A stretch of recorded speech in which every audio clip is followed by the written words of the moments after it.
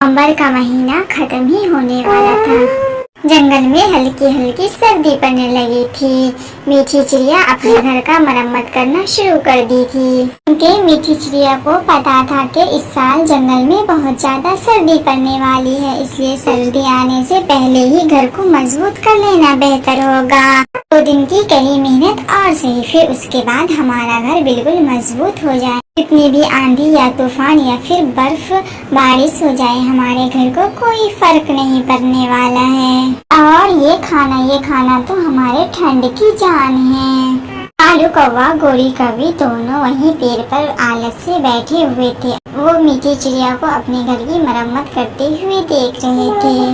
गोरी, वो देखो, वो मीठी चिड़िया, लगता है कि जंगल में कल से ही बर्फ पड़ना शुरू हो जाएगा। अरे हाँ कालू जी, इतना भी मेहनत क्या करने का, इतनी कड़ी मेहनत करना भी तो तकलीफ देह होता है। गोरी, हम तो ये मौसम शौक से और मजे से गुजारेंगे। जब सर्दी आएगी तब देख लिया जाएगा, कोई जुगाड़ लगा ही लेंगे। कालू भैया, वक्त रहते ही अपना काम कर लेना चाहिए था, वरना बाद में बहुत ज्यादा पछतावा और अफसोस होता है। नहीं, मुझसे इतनी मेहनत नहीं हो सकती है।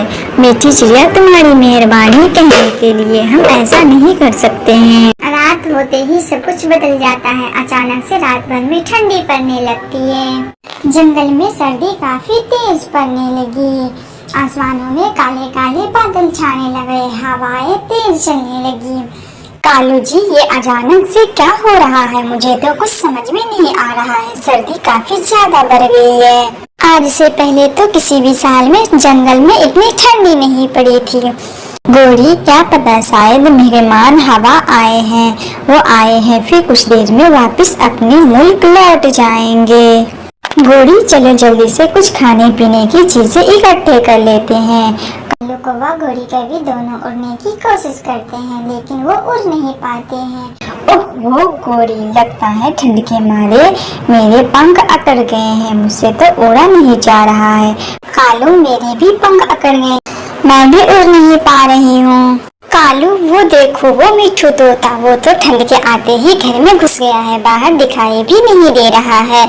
मीठी चिड़िया अपने घर के बाहर से कालू कौवा और गोरी कौवी दोनों को ठंड में छुटते हुए देख रही थी, लेकिन उन्हें पिछली बातें याद थी, इसीलिए वो चुप होकर कालू कौवा और गोरी कौवी को देख रही थी। उन्हें अपने घर के अंदर आने के लिए नहीं कह रही थी। कुछ ही देर में पूरे जंगल में बर्फ की बारिश होने लगती है। बर्फ के बड़े बड़े फुहारे आसमानों से बरसने लगते हैं। ठंड काफी ज्यादा बढ़ जाती है। माँ, बाहर तो बहुत ज्यादा सर्दी है। आपने अच्छा किया जो वक्त रहते ही अपना घर मजबूत बना लिया। अब हमें सर्दी की कोई चिंता नहीं है। हाँ बेटा, आज अगर हम भी अपना घर नहीं बनाए होते तो हम भी इन बर्फ के बारिश में भीग रहे होते और ठंड से कांप रहे होते। ये कैसी आफत है? हवा इतनी तेज है कि हमारे घोंसले को हिला रही है। अब हम क्या करें, कहाँ जाए?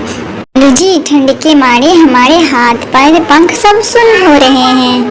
अफसोस, मुझे मीठी चिड़िया की बात मान लेनी चाहिए थी और मुझे भी अपना घर बना लेना चाहिए था। अगर हम घर बनाए होते तो आज मुझे ये परेशानी नहीं होती। कालू कौवा और गोरी कौवी दोनों को ठंड भी लग रही थी और भूख भी सता रही थी। वो दोनों मदद मांगने के लिए मिट्ठू तोता के पास जाते हैं।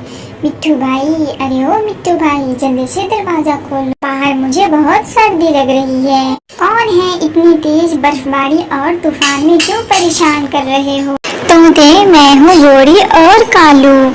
मिट्ठू, हमें अपने घर में रहने के लिए थोड़ी सी जगह दे दो, बाहर बहुत ज्यादा सर्दी है। कालू और गोरी, मुझे माफ करना, मेरा घर पहले से ही बहुत छोटा है और मेरी फैमिली बहुत बड़ी, हम तुम्हें अपने घर में नहीं एडजस्ट कर सकते हैं, तुम कहीं दूसरी जगह जाकर देख लो।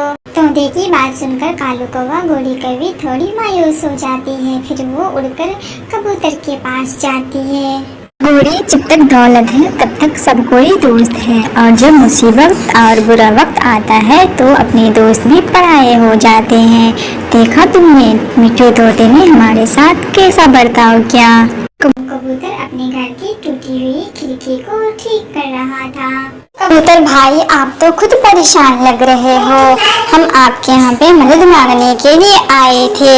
क्या बताऊँ कबूतर भाई आपको, उस तूफान और बर्फीले बारिश ने तो हमारा सब कुछ तबाह और बर्बाद कर दिया है। क्या आप हमें अपने घर में थोड़ी देर के लिए ठहरने देंगे?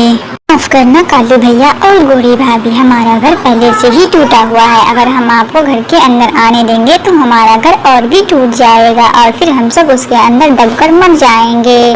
तो प्लीज मेहरबानी करके आप कहीं दूसरी जगह अपना ठिकाना ढूंढे। कबूतर की मजबूरी और उनका घर देख करके कालू कौवा गोरी कौवी दोनों वहाँ से उड़ जाते हैं। अब इनके पास सिर्फ एक ही रास्ता बचा हुआ था, वो थी मीठी चिड़िया। मीठी चिड़िया, वही मीठी चिड़िया जिसका कालू और गोरी ने मजाक उड़ाया था। भूख और ठंड के मारे कालू कौवा और गोरी कौवी दोनों को मीठी चिड़िया के पास जाना ही पड़ता है। कालू कौवा और गोरी कौवी दोनों का घमंड और गुरूर टूट चुका था। अब उनके दिल में सिर्फ एक खौफ बना हुआ था। रानू चिड़िया के घर के दरवाजे के बाहर कालू घोड़ी दोनों खड़े हुए थे। रानू चिड़िया अपने घर से बाहर आती है। क्या हुआ कालू और घोड़ी, तुम दोनों इस हालत में यहाँ क्यों दिख रहे हो?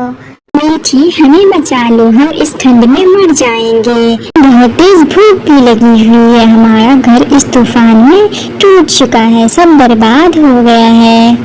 राना बहन, मुझसे गलती हो गई थी, मुझे माफ कर दो। हम तुम्हारा मजाक बनाया था।